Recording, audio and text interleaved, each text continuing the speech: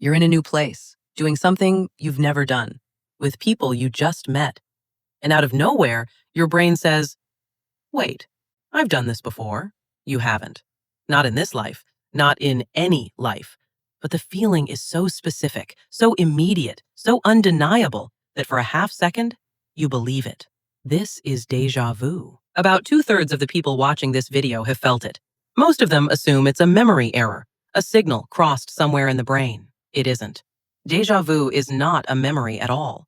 It's something far stranger. It's your brain catching itself in a lie. In the 1950s, a neurosurgeon named Wilder Penfield was operating on the brains of fully conscious patients in Montreal. He was treating people with severe epilepsy, and the only way to stop their seizures was to map the brain in real time while the patient was awake on the table. This was possible because the brain has no pain receptors. You can cut into it, touch it, even remove pieces of it, and the person it belongs to will feel nothing. So Penfield would open the skull, expose the brain, and gently touch an electrode to its surface, 1 square millimeter at a time.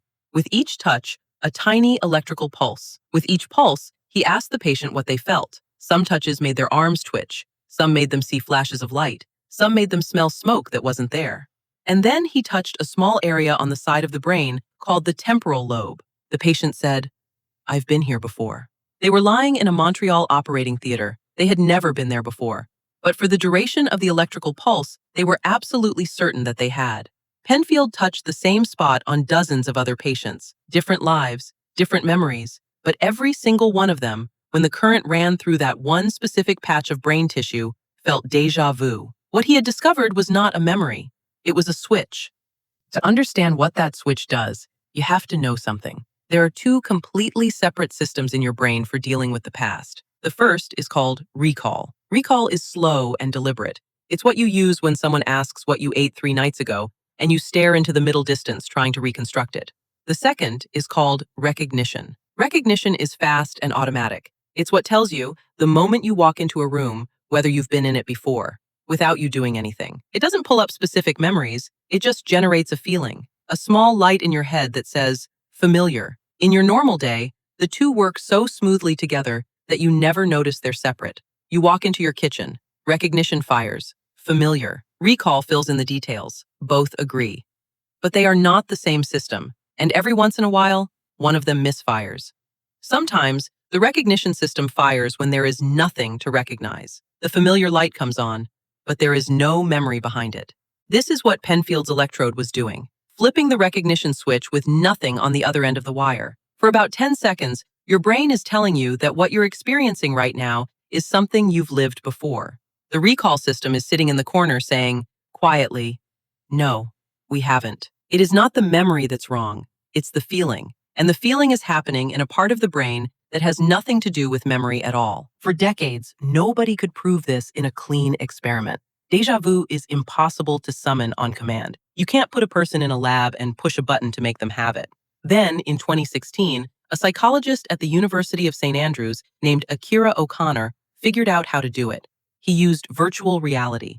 He built simulated environments that subtly resembled places his subjects had walked through a few minutes earlier, without making the resemblance obvious enough to consciously notice. He gave them goggles and walked them through these spaces. About 30% of the time, his subjects had a real, undeniable déjà vu episode mid-simulation. And the entire time, O'Connor was watching their brains. What he found broke the old assumption. He had expected the memory regions, the hippocampus, the temporal lobe, to light up. They didn't. What lit up instead was the frontal cortex, the part of the brain that handles conflict monitoring, the part that double-checks your own thinking, the part that catches you when you're about to make a mistake. This changed the whole picture. Déjà vu wasn't a memory error. It was the successful detection of one. Your recognition system had fired by accident. Your frontal cortex had noticed the firing was wrong.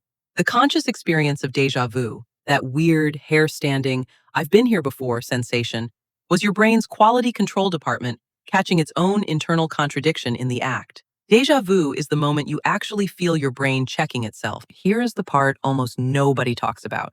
Déjà vu is most common in people between 15 and 25.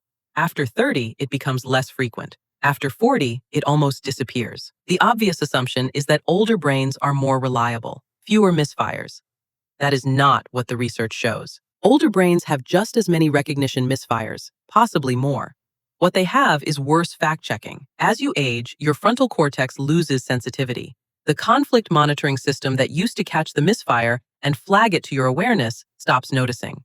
The recognition signal still fires. There is still nothing behind it. But the part of your brain that used to wake up and say, "Wait, that's wrong," is no longer paying attention. The misfires keep happening. You just stop getting the warning. A young person experiences déjà vu and feels disturbed. A 70-year-old in the same moment would simply feel that the moment was familiar and not question it. The fact checker has gone quiet. The lie now lands without an alarm. This is the disturbing part. Déjà vu, for all its strangeness, is not a sign that your brain is broken. It is a sign that your brain is working. Right now, you can still feel it. The next time it happens, you'll be standing somewhere new, and for 10 seconds, your brain will accidentally show you its hand. You'll feel the seam. You'll feel the lie. And then the curtain will close, and you'll go back to believing the show. But one day, maybe in your 40s, maybe sooner, you'll stand in a new place, and you won't feel it. The misfire will still happen, the recognition signal will still fire on empty, your brain will still be telling you a lie, you'll just stop catching it. The day you stop feeling déjà vu is not the day your brain gets quiet. It's the day it stops telling you when it's lying.